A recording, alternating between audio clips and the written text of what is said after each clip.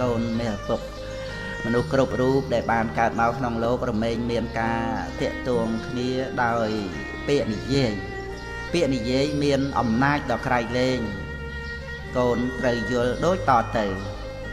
1ពាក្យនិយាយអាចដូរផ្លាស់ហេតុអាក្រក់ឲ្យคล้ายមកជាហេតុល្អបាន2ពាក្យនិយាយអាចដូរផ្លាស់មនុស្សដែលមានទុក្ខឲ្យភ្លេចទុក្ខបាន3ពាក្យនិយាយអាចដូរផ្លាស់មនុស្សខ្ជិលឲ្យមកជាអ្នកមានព្យាយាមបាន4ពាក្យនិយាយអាចដូរផ្លាស់មនុស្សល្ងង់ឲ្យមកជាមនុស្សឆ្លាតបាន5ពាក្យនិយាយអាចដូរផ្លាស់មនុស្សដែលកំពុងមានកង្វល់ឲ្យជាមនុស្សស្ងប់រងាប់បាន6ពាក្យនិយាយអាចដូរផ្លាស់មនុស្សជាចេះរឹងរូសឲ្យត្រឡប់មកជាមនុស្សប្រដៅងាយទៅបាន7ពាក្យនិយាយអាចដូរផ្លាស់មនុស្សដែលខូចសតិឲ្យមានសតិវិញបាន8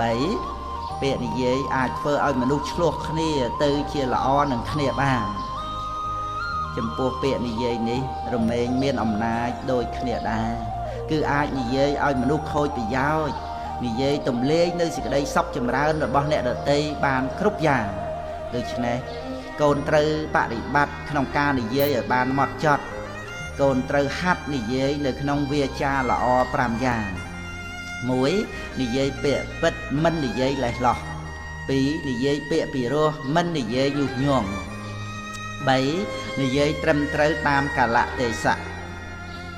4និយាយឲ្យបានប្រយោជន៍ដល់អ្នកស្ដាប់5និយាយដោយចិត្តមេត្តា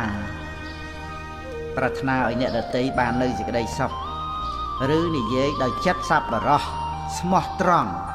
មិននិយាយរបៀបព្រួញពឹសដាក់អ្នកដទៃ